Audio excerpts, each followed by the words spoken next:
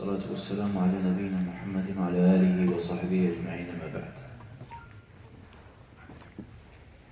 Nous parlons aujourd'hui,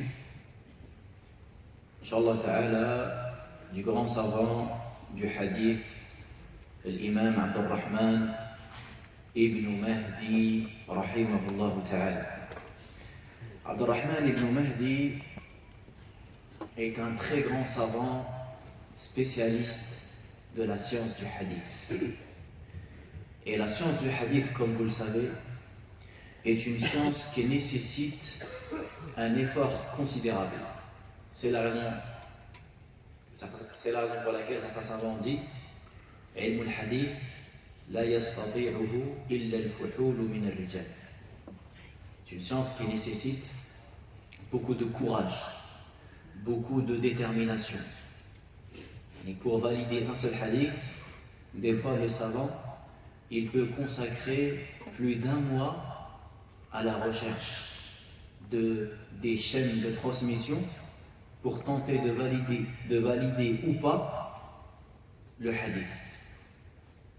Et parmi ces grands savants-là, qu'on doit connaître et qu'on doit respecter et estimer, il y a l'imam Abdurrahman ibn Mahdi, qui est né en 135 de l'Hégire.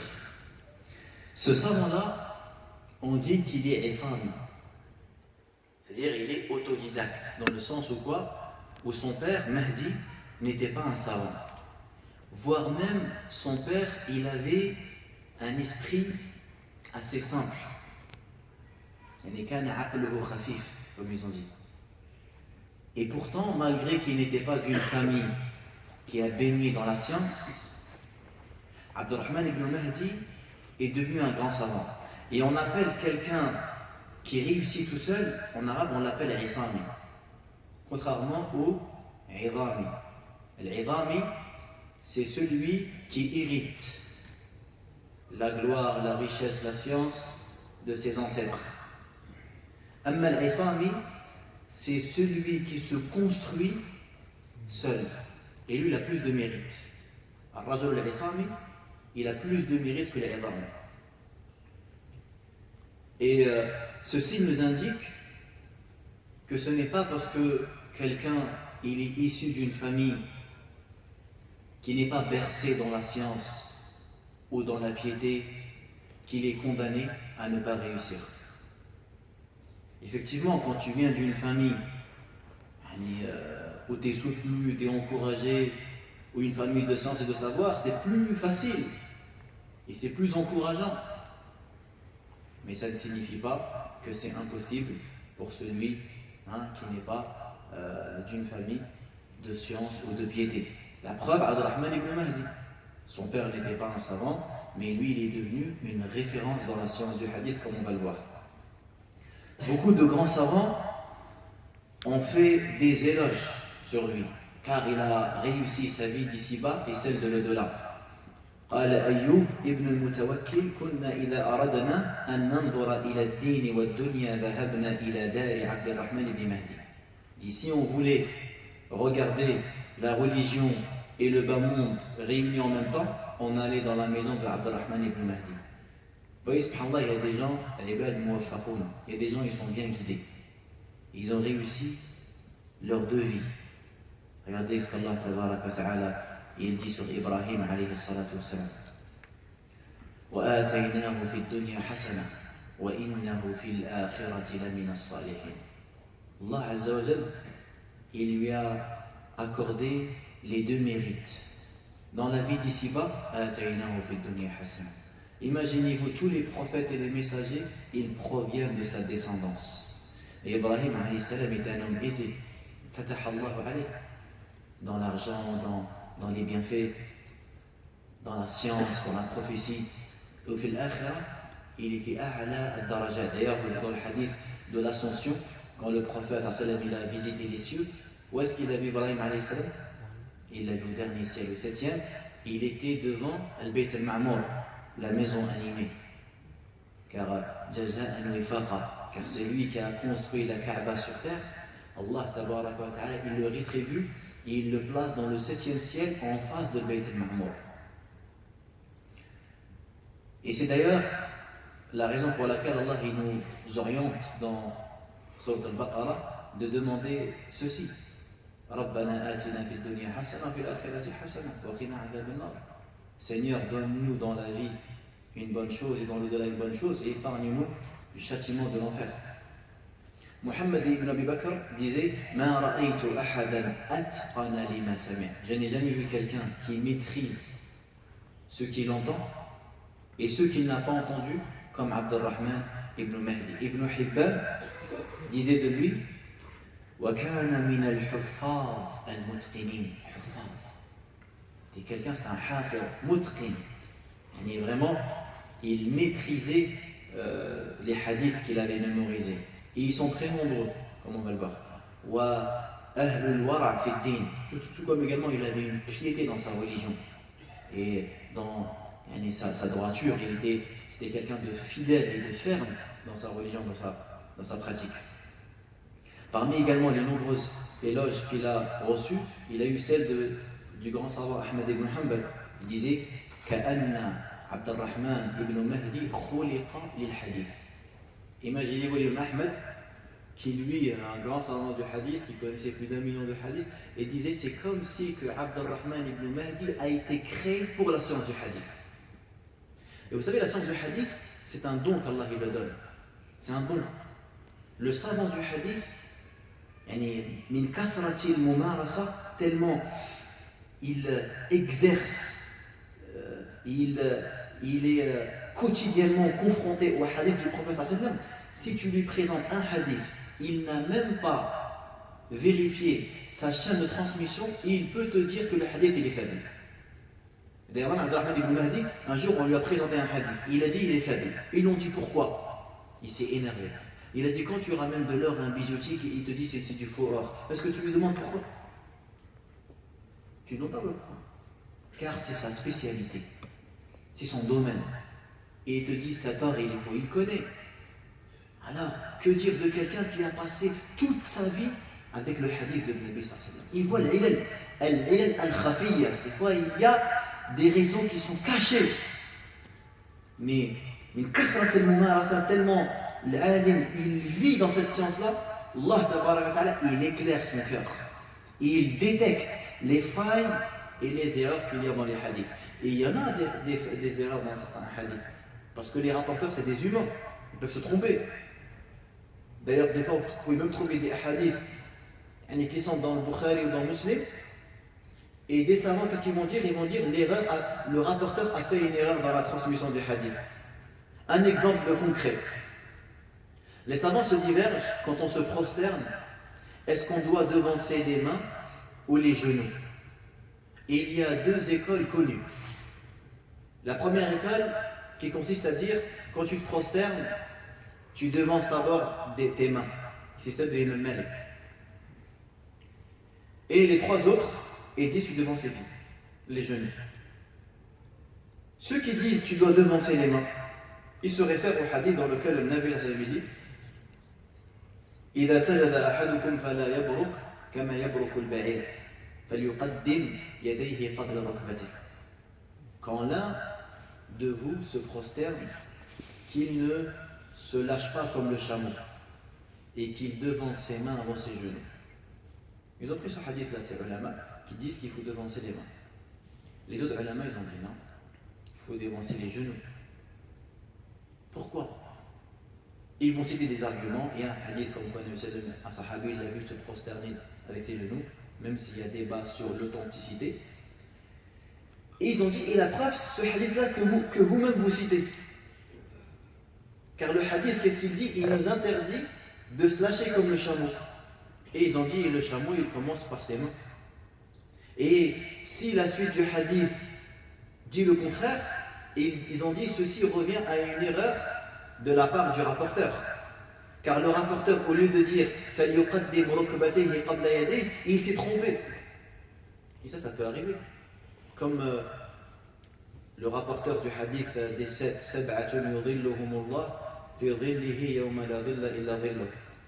il a dit il dit un homme qui a fait une sadaqa avec sa main gauche au point que sa main droite ne l'a pas vu.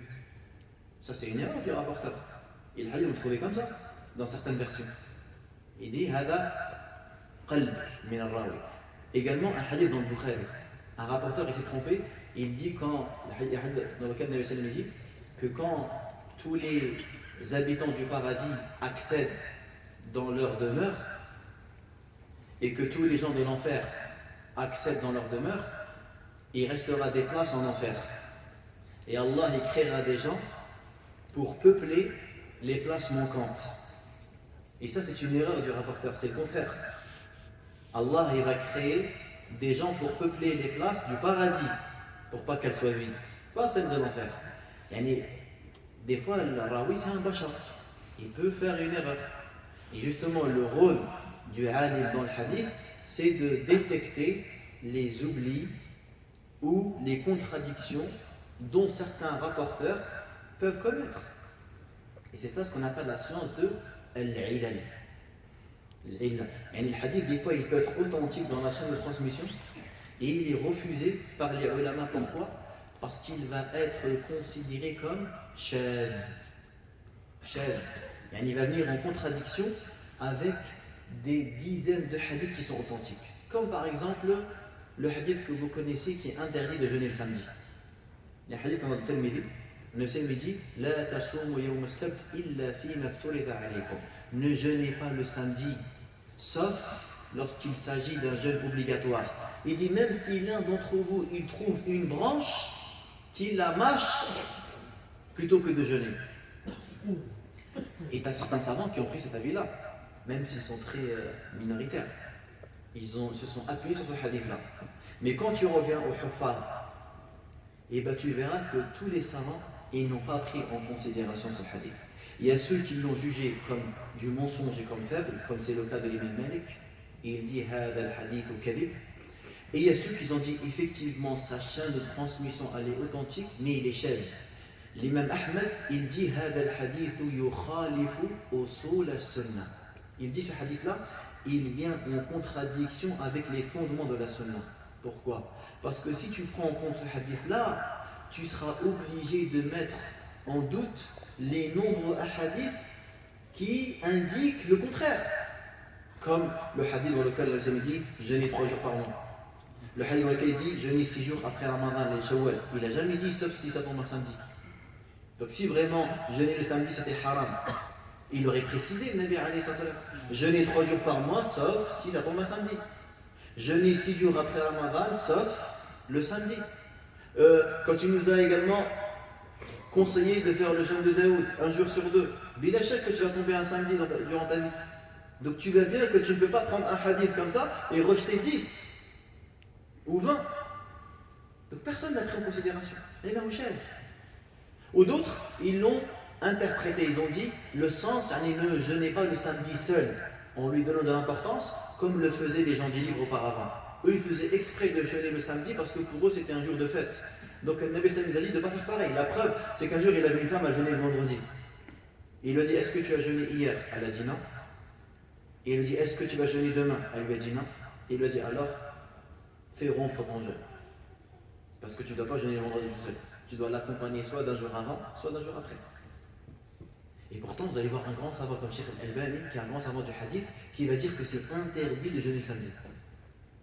Et il va être en contradiction avec la plupart des savants des écoles juridiques. Il n'y en a aucun qui l'a dit parmi les anciens. Et pour que vous sachiez que quoi? Que l'alim, il peut tomber dans des erreurs. Même si c'est un savant du hadith. Parce qu'il ne suffit pas uniquement d'avoir une connaissance de la chaîne de transmission. Il faut aussi lui donner une explication, le hadith. Il faut aussi lui donner une interprétation qui reste fidèle à celle qu'ont eu les Sahaba radiyallahu anhum. Et encore pire, c'est quand tu vois des musulmans se faire des querelles dans les mosquées parce qu'ils jeûnent le samedi. Ou même dans les familles, où certains ils vont se diviser, ils vont même s'embrouiller, etc. Pourquoi? Parce qu'un tel a décidé de jeûner le samedi et d'autres non. Il y a même un imam dans certains pays, pendant la khutbah, il dit aux gens, pendant le jour de Arafah, parce que Arafah était tombé un samedi, il dit aux gens, et surtout ne jeûnez pas le samedi. Subhanallah, il y a eu le respect de la divergence. Toi, tu viens avec un avis qui est isolé, qui est minoritaire, et tu viens mettre le doute devant des centaines de musulmans, voire des milliers, sur une question que normalement tu ne devrais pas l'évoquer. Vous voyez,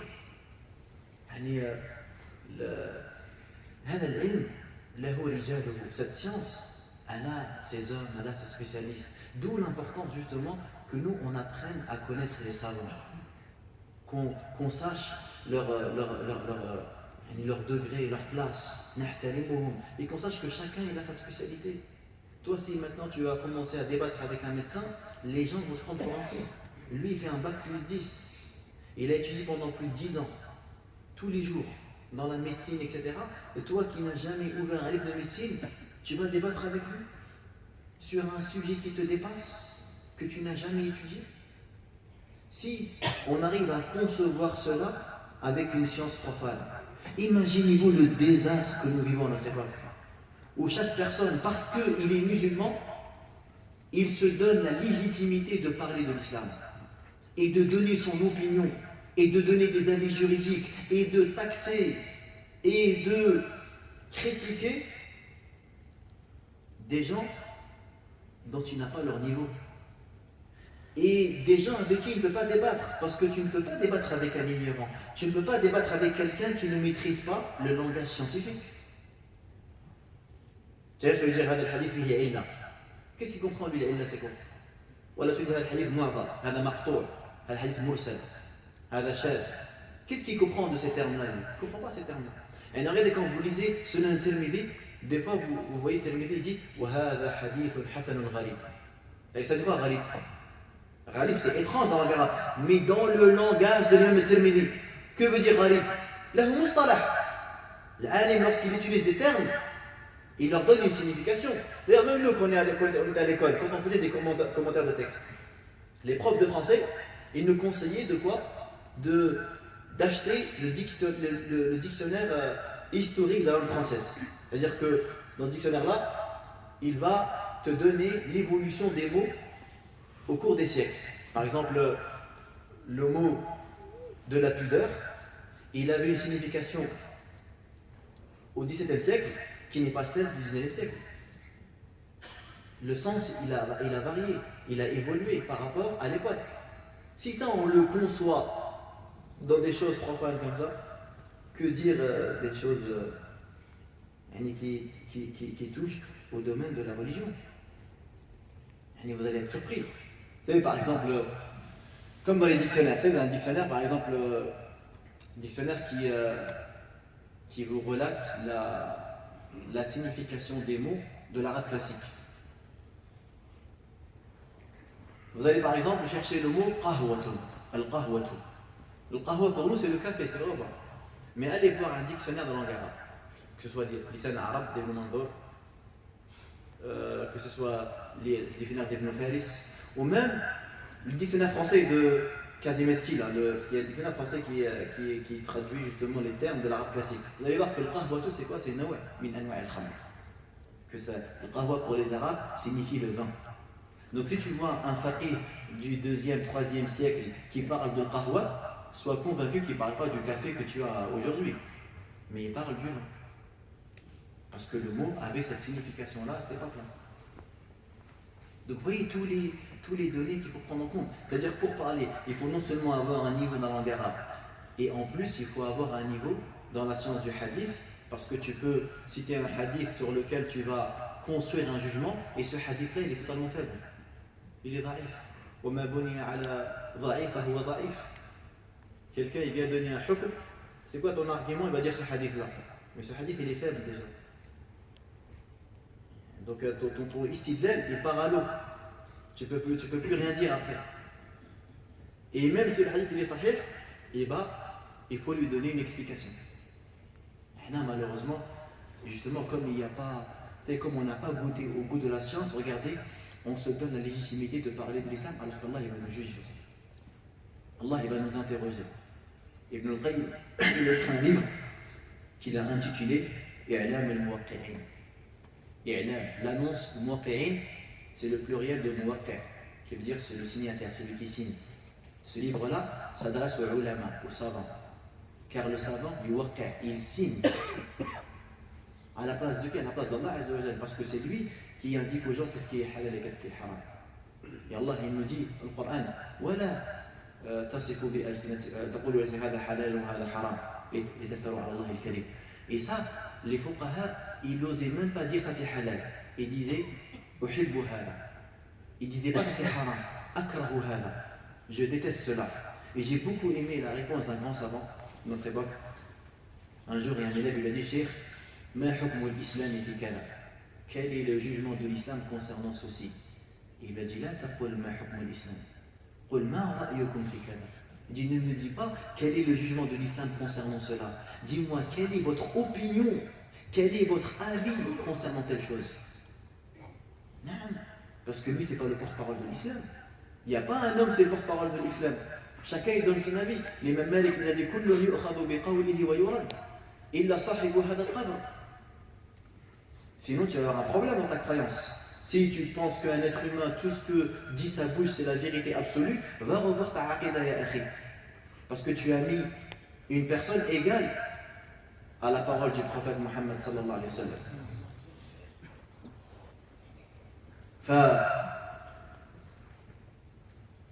La science du hadith, elle est nécessaire pour la compréhension de la religion. Et nous, on doit justement se référer aux savants du hadith pour,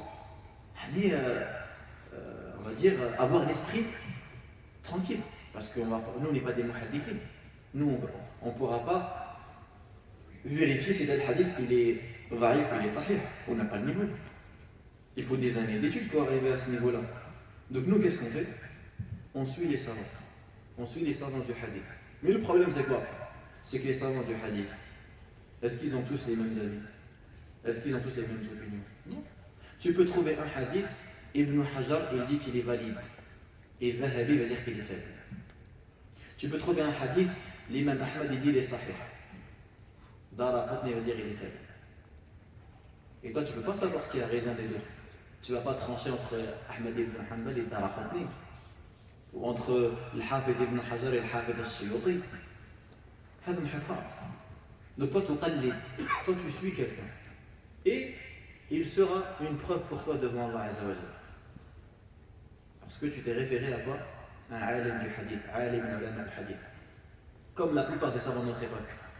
Même des grands savants qui sont conseillés comme Hayd Kibar al-Ulama, eux aussi, il va dire moi, moi je prends les vérifications de tel savant, de Zahabi, d'Ibn Hajar, de Suyuti. Au moins, alim ma'arouf bil hadith. Abdurrahman ibn Mahdi, comme nous sommes en train de parler de lui en ce moment-là. Regardez ce qu'il dit Ali ibn Madini. Ali ibn Madini, il est de quelle époque? De quel savant parmi les cas de l'imam Ahmad ibn Hanbal? Il dit Wallahi, لو أخذت فحلفت بين الركن والمقام لحلفت بالله أني لم أرى أحدا قط أعلم بالحديث من عبد الرحمن بن مهدي. Il dit Wallah, si on me prend et on me positionne entre Rukn et le Maqam. Le Maqam, c'est le Maqam d'Ibrahim. Et le Rukn, c'est le Rukn al-Yamani. Vous voyez ou pas? Vous avez la pierre noire, juste après, vous allez avoir la pierre noire, vous avez le Rukn al-Yamani, quand vous faites le tour. Et entre le Rukn al-Yamani et la pierre noire, qu'est-ce que vous dites? Vous dites Rabbana atina fid dunya hasana wa fil akhirati hasana quand vous faites tawaf. Et Maqam, c'est quoi le Maqam? C'est quoi le Maqam? Hein? C'est là où il y a quoi? Les traces. Les pieds. C'est là où il y a la coupole jaune, là, c'est ça. Pourquoi on l'appelle Maqam Ibrahim? C'est là où Ibrahim il s'est tenu, pourquoi? Mais pourquoi alors le Maqam il est long? C'est Ibrahim il est monté dessus. Et si Ibrahim il est monté sur le Maqam, on est d'accord que la distance elle est trop importante.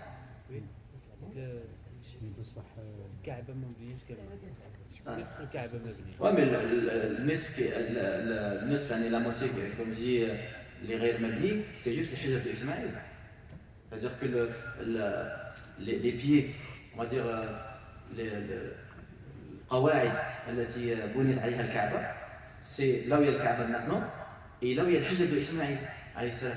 Le Hijab d'Ismaïl, le demi-cercle qu'on voit, ça indique que c'est la position où Ibrahim alayhi salam il a construit la Kaaba. En fait, le maqam d'Ibrahim il a été en fait, on l'a reculé. Pourquoi? Pour que les gens puissent faire tawaf, pour faciliter aux gens. Mais c'est pas là où vraiment il s'est positionné. Parce que sinon il est trop loin de le Kaaba. Comment il va construire il a je sais pas combien de mètres. C'est pour faciliter, on va dire, l'accès aux gens, pour que les gens puissent faire tawaf. Et durant l'époque, ils ont pris cette décision-là, voilà, de le reculer pour que tawaf, etc. Il dit si on me met entre le rukn et le maqam, et je jure par Allah que je n'ai jamais vu quelqu'un de plus savant dans la science du hadith que Abdurrahman ibn Mahdi. C'est Ali ibn Madini qui dit ça. Ali ibn Madini, il a vu qui? Ahmed ibn Hanbal, il a vu Yahya ibn Ma'in, il a vu des sommités. Et il dit, je jure que je n'ai pas vu un homme aussi savant qui maîtrise autant la science du hadith que Abdurrahman ibn Mahdi.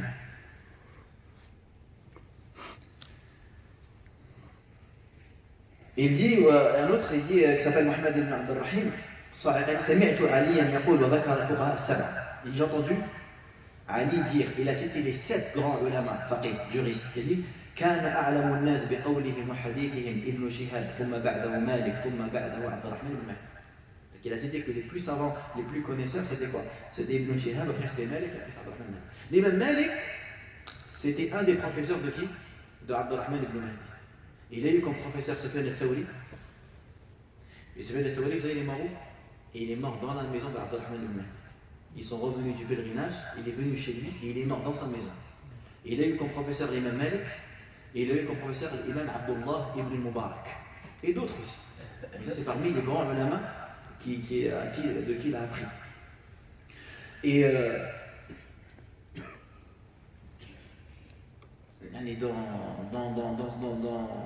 dans le hadith, il avait un dhabt incroyable. Il y a des choses, il y a des récits qui sont évoqués et qui suscitent l'étonnement. Comment un homme il peut mémoriser et apprendre autant de hadiths. Le Hafid, le Khatib al-Baghdadi. Le Khatib al-Baghdadi, c'est un Hafid. Le Hafid, c'est celui qui a plus de 100 000 hadiths. Et le Baghdadi, il est parti des savants du 4e siècle. Il dit il parle d'Abd al-Rahman al-Mahdi, كان من الربانيين في العلم وأحد المذكورين بالحفظ وممن برع في معرفة الأثر وطرق الروايات وأحوال الشيوخ. Khatib al-Baghdadi qui dit ça. Khatib al-Baghdadi, pas n'importe qui. Aussi, regardez, عن عبيد الله ابن عمر il dit أملا, c'est quoi أملا? Amla, c'est-à-dire il a dicté. Quand on dit imla, imla c'est la dictée, non? Amla c'est le verbe. Il a dicté. Amla Abdurrahman ibn Mahdi 20,000 hadithan hifdhan. Il dit, il nous a dicté 20 000 hadiths de sa mémoire. Bien évidemment, quand on dit 20 000 hadiths, c'est pas juste le matan. Il va dire la chaîne de transmission accompagnée du matan. Yani haddathana Malik, an Nafi', an Fulan, etc. 20 000. C'est impressionnant. 20 000 hadiths avec la chaîne de transmission. Aussi, parmi les athars, il y a celui de Khalid ibn Yazid. سمعت أحمد بن حنبل يقول كان محمد بن عبد الرحمن يدي سمعت رسول الله الدليل قال محمد يحيى الذهلي ما رأيت في يدي عبد الرحمن بن مهدي كتابا قط يعني كان يحدث حفظا. Il dit je n'ai jamais vu un livre entre ses mains. Et tous les hadiths qu'il donnait, il les donnait de sa mémoire. Concernant son adoration, parce que Abdurrahman ibn Mahdi était un homme qui était fervent dans l'adoration d'Allah. قال علي بن المدينة il dit دخلت على امرأة عبد الرحمن بن مهدي. Je suis rentré chez la femme de qui? De Abdurrahman ibn Mahdi. وكنت أزورها بعد موته. Il me dit j'avais l'habitude de visiter son épouse après sa mort. فرأيت سوادا في القبلة. Il dit, j'ai constaté chez elle une tache noire devant la Qibla. فقلت ما هذا? Je lui dis, qu'est-ce que c'est? قالت موضع استراحة عبد الرحمن بن مهدي وكان يصلي بالليل فإذا غلبه النوم وضع جبهته عليه. Il dit c'était l'endroit où il se reposait quand il priait la nuit, quand il se fatiguait, il posait son front sur cet endroit-là. وقال علي كان ورد عبد الرحمن كل ليلة نصف القرآن. Imaginez-vous son wird, chaque nuit il récitait la moitié du Coran. وقال رسته وكان عبد الرحمن يحج كل عام. Il faisait le pèlerinage chaque année. فمات أخوه, son frère il est mort. وأوصى إليه, يعني il lui a fait un testament, une recommandation pour qu'il s'occupe de ses enfants. فقام على أيتامه. Et là, bien évidemment, Abdurrahman al-Mahdi, il a pris en charge les enfants de son frère. Et il disait قد ابتليت بهؤلاء الأيتام. يعني j'ai été éprouvé par ces orphelins-là. فاستقرضت من يحيى بن سعيد 400 دينار احتجت إليها في مصلحة أرضهم. Il dit, j'ai été contraint d'emprunter 400 dinars. C'est énorme, 400 dinars. Un dinar, on a dit, c'est 4,25 grammes d'or.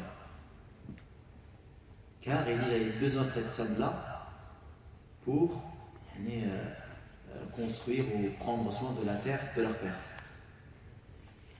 Il dit, regardez, c'est quoi cette d'ailleurs? C'est pas quelqu'un qui continue d'aller au pèlerinage et il laisse les enfants de son frère dans l'oubli. Non. Il prend soin des enfants de son frère. Et pour cela, il va prendre une dette de 400 dinars. Regardez le Wafa. Regardez les gens, comment ils étaient, subhanallah, sur tous les terrains. Sur tous les terrains. Parmi également les athar qu'on cite sur lui, il y a le hadith dans lequel Abdurrahman ibn Umar dit ذكر عند عبد الرحمن بن مهدي قوم من أهل البدع واجتهادهم في العبادة فقال لا يقبل الله إلا ما كان على الأمر والسنة ثم قرأ ورهبانية ابتدعوها ما كتبناها عليهم فلم يقبل ذلك منهم ووبخهم عليه ثم قال إلزم الطريقة والسنة. Abdurrahman, un jour, on a évoqué auprès de lui les gens de l'innovation et les efforts qu'il faisait dans l'adoration. Qu'est-ce qu'il a dit? Il a dit Allah